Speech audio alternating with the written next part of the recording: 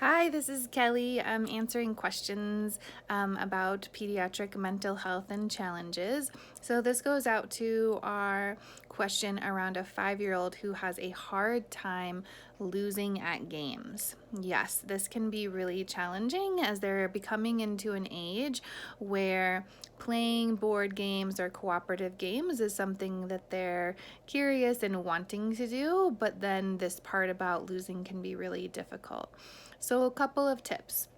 One is that just kind of general information is that we have to remember that this type of cooperative type of play where we're taking turns and following rules and is something very new. So it's a very new skill for our young kids.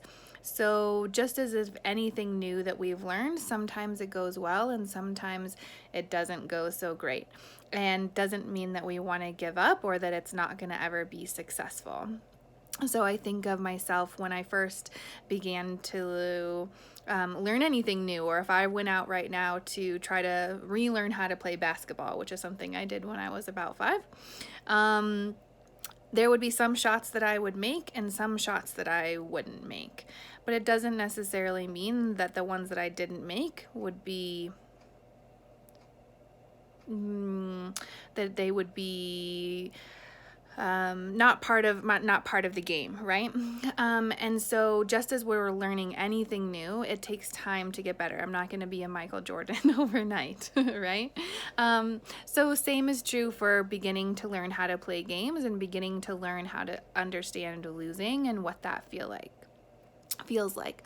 The other thing that can be really helpful is to model to a child what it feels like to lose. So this isn't something that we typically do as adults when we're playing with young children.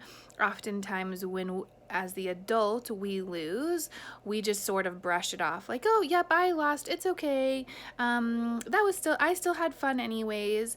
And we're really missing out on an opportunity to model to the child what it actually feels like. So I encourage you to tap into that little competitive part of you, even though you're playing against your child that maybe is a little bit disappointed.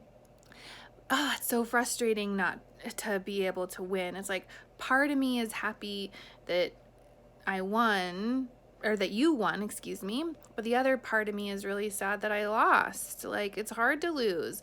I was doing so good and then all of a sudden it changed, right? Really taking the opportunity when you do lose in games to model what that looks like and feels like rather than minimizing that part of yourself.